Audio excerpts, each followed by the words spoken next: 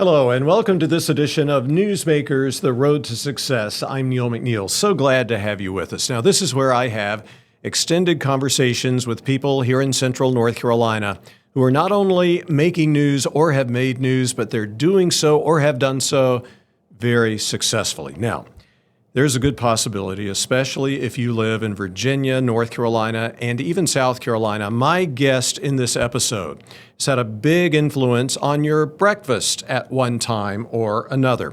Biscuitville is headquartered in Greensboro, North Carolina.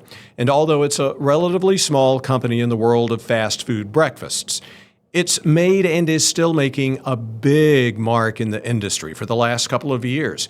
USA Today has recognized it as having the best fast food breakfast in the United States. It also ranked highly in the best regional fast food category. Not bad for a company that started as a pizza restaurant in Burlington, North Carolina in the 1960s. But you know, the story doesn't end there, and it's a fascinating story of family, brilliance, innovation, determination, perseverance, and establishing emotional connections with customers. And there is not a better person to tell that story than Biscuitville's executive chairman, Burney Jennings. So here's the first part of our recent extended conversation in Newsmakers, The Road to Success. Biscuitville executive chairman, Burney Jennings. Welcome. So glad to have you here today. Thank you, Neil.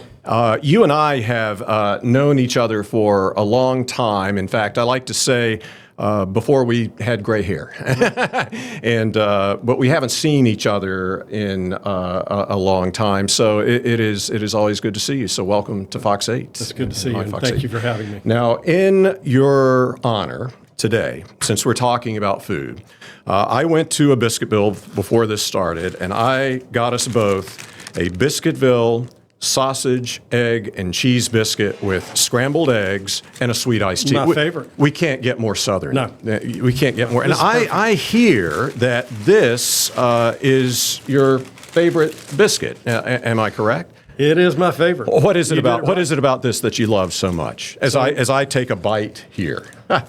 First of all, you know we make the biscuits in the restaurant every 15 minutes, and the sausage is made out of Sevierville, Tennessee. I think it's the fourth generation now family business called Swaggerty Sausage. So it's our own special blend, and delicious. Just having a fresh cracked egg, it's just the best biscuit. Why scrambled eggs as opposed to over easy? I mean, I always, my favorite has always been scrambled. Sorry to get you. Sorry. Yeah, wash that down a little bit. I will do the same. It's a two-part answer. Okay. If I'm sitting down and not driving a car, I want it to be a scrambled egg. If I'm driving a car, it's going to be a fried egg. Okay. Because You don't want in a car, the scrambled egg, I end up wearing it. Yeah, I just love the lightness of the scrambled egg. Yeah. Oh, I do too. And it tastes really good. You have been a part of this business since you were a child. Well, that's good. And we're. It's important that you like it. Yeah. You have been a part of this business since you were a child, and we'll talk a lot about that. But just so I can get an idea, everyone knows, certainly here in Central North Carolina, what Biscuitville is and what you do, but it's become a fairly big company. How many stores and how many employees do you have now, and where are Biscuitvilles? So we have about 85 restaurants in North Carolina, South Carolina, and Virginia. And we call it about a 3.5 hour drive time is our operating area. So South Carolina is fairly new to you, It is correct? a new market. Moved into South Carolina 2 years ago. So we're in Florence and Hartsville down east off of I-95, and we're in Greenville, Spartanburg area, and also in the Columbia area. Now, it all started, I know, many years ago with a man very close to you, your dad, Maurice Jennings, who I actually got to know a little bit before his death. Just a wonderful, wonderful man. Describe your dad for me. What type of person was he? Oh, he was a great guy, friendly, loved business, and he was an entrepreneur. Yeah. And I mean, he lived entrepreneur. He wanted to start something new almost every day, Right. which can be a challenge when you're running a restaurant business and trying Yes. to keep things basically the same. Right. So we started out as a pizza restaurant and started selling biscuits in the morning. Yes. And, the biscuits. What, am I jumping ahead too far? A little bit. We'll get Okay. to that. We'll get to Pizzaville in a we'll moment. stick- But I want to back up just a little bit. Maurice Jennings, born in Georgia, moved to North Carolina as a child. First Greensboro and then Burlington. I guess why North Carolina and why Greensboro then Burlington? So in Georgia, my grandfather worked for the Atlanta Constitution newspaper. Really? Yes. He was a what? I had no idea Yeah. he was. I did not read that. I think he was part journalist, but don't hold me to it. I never knew my Okay. grandfather. He passed away before I was born. Right. Okay. And he decided to move to Greensboro. I have no idea why they moved to Greensboro, Okay. but they were here about 2 years. And then moved to Burlington because he owned a bakery with another gentleman in downtown Burlington. Okay. And I know he was in the flour business. That's correct. So when he owned that bakery, and this is my grandfather, he started selling flour by the train carload. So he would rep these mills out of Kansas in the Midwest and sell the flour to bread factories. But I wanted to get back to Mr. Maurice Jennings again. Graduated Williams High School in 1953, joined the U.S. Air Force. Correct. Served in Tokyo, Japan, and got a degree from Elon University in 1957. He held many jobs growing up: newspaper delivery, store clerk, radio program production, which I didn't know, movie theater management. He eventually started working for the family flour business. Again, how did he get into the flour business? So my grandfather had a stroke when he was in the Air Force. Okay. And my dad ended up getting an honorable discharge to come back and help take care of the family. Wow. My grandfather could not travel and sell flour. So my dad came in and took that business over.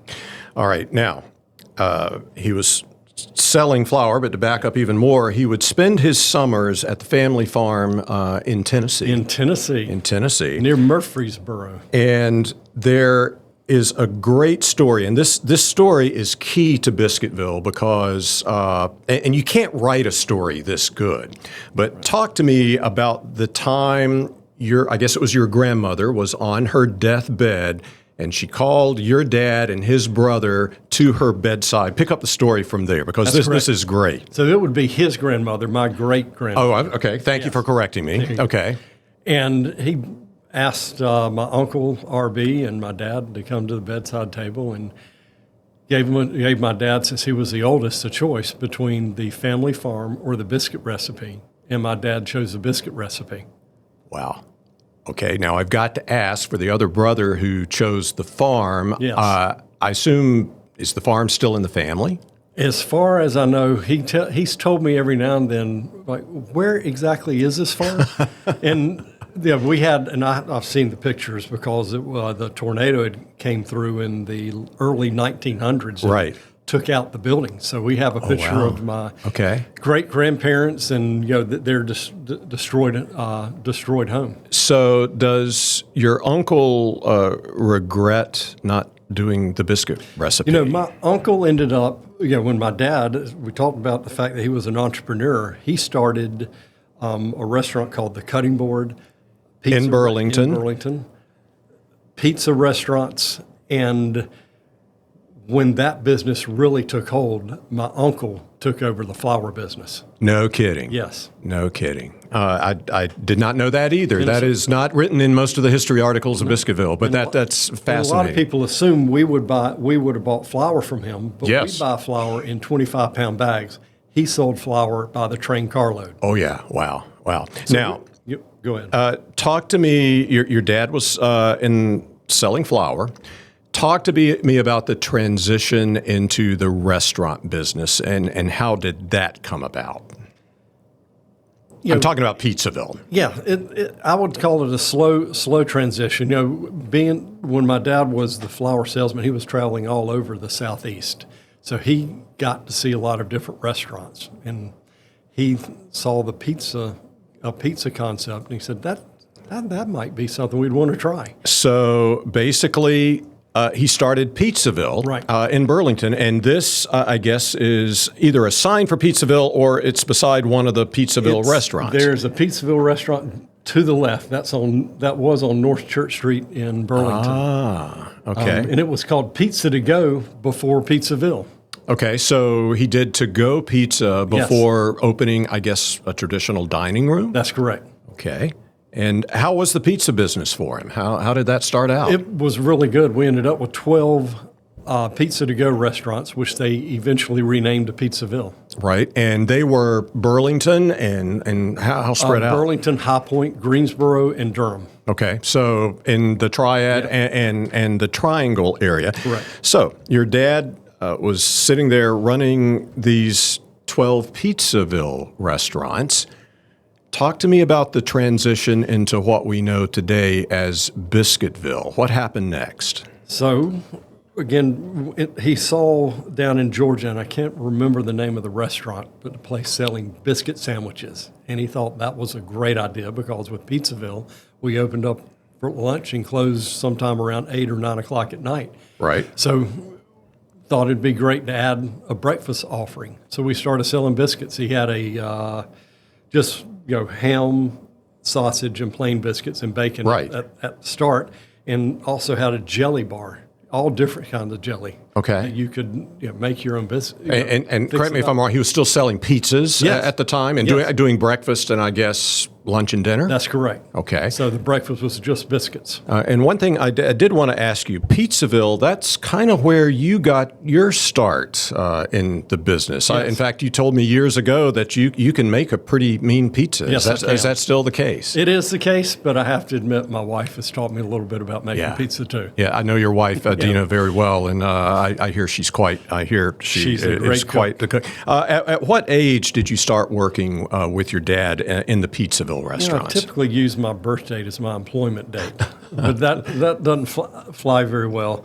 I remember going, when I was probably 10 or 11, my dad used to shoot his own training videos. So I remember going with him to a restaurant and watching him train about making pizzas, and I would end up laying down somewhere and waking up about 5:30 in the morning when they were done. I love how media savvy your dad was, and I think that probably plays a role in a lot of the Biscuitville commercials, which we'll talk about a little later. So here we are in Pizzaville. Breakfast, lunch, and dinner, 12 locations. You're working with your dad. Did you start out, washing dishes? Well, the working with my dad part was when I was in high school. Okay. I worked at Pizzaville, worked at the cutting board, and worked at Biscuitville. Okay. And I did it in short stints of maybe 6 weeks at a time. Right. And then we also have we're unusual because we distribute our own products. Right. So I worked in the warehouse also and rode around the trucks delivering the products. Right. Now, the cutting board, I believe your dad, the family eventually sold that. That's correct. Am I correct? And was it in the same location that the cutting board is off of I-40 now that people see? Okay. We used to be over on Alamance Road. Okay. All right. Talk to me now about the Pizzaville to Biscuitville transition. And you talked about he started selling biscuits at Pizzaville. Yes. What happened after that? Well, the biscuits started selling really well. So, entrepreneur, he said, "Why don't I try a breakfast biscuit concept?" Okay. And we chose a location in downtown Danville and opened that up. I think it's been probably 45, 50 years ago. Right. And I've actually got a picture of that store right there. That's it. That's the very first Biscuitville in 1972, I believe it was. That sounds right, 72, 74.